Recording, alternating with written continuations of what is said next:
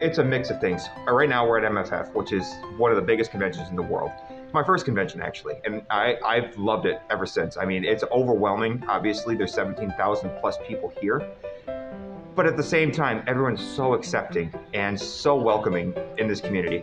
I've gotten hugs, I've gotten pictures, someone in the registration line booped my nose, and I consented, they asked first, and it's awesome. My fursuit maker actually designed the character. I didn't have a persona. I basically said rodents and purple and tail nose. And they came up with the design. They're like, what do you think of this cool tinsel? What do you think about like the scales on the bottom? And I was like, yeah, sure, that sounds good. So he became a rodent kaiju. So I didn't really come up with him. My fursuit maker just kind of went crazy. So I got into the fandom in about 2015, 2016. I was hanging out at my best friend's house when I was little, and I went into her older sister's room for a few seconds, and I saw some like furry art on the wall. I had no clue what it was, and so I asked her, and I was like, what is this? And she's like, oh yeah, my sister's a furry, she does furry art. So of course I went home, and I Googled everything that I could, and I just went down a rabbit hole.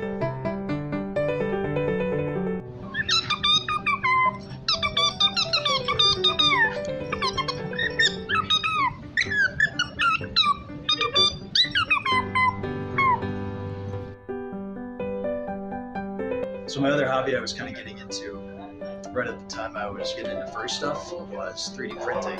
Eventually I had the idea of, I got a 3D printer, what if I could do all my own engineering to like make my own partial fursuit? So working throughout doing like the 3D modeling and engineering to make 3D printed head bases and tails and like digi-stilts. So I mean, I've got the tail parts down already and just making like furry-related badges. It can, just depends on how much I wear it, but as long as I take care of it and give it a bath, you know, like it's supposed to, then it's fine.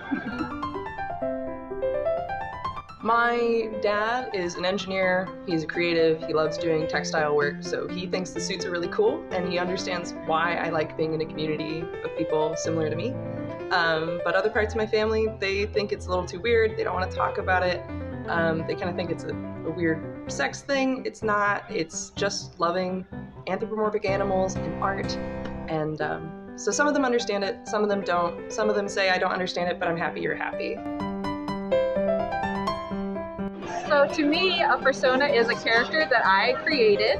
I come up with the design, the name, personality traits, basically anything that I want about that character, and it's an anthropomorphic version. So I chose a saber-tooth tiger. I've had a couple different saber-tooth tigers designed, but this one is actually one that someone else designed, and I just liked the design, so I purchased it.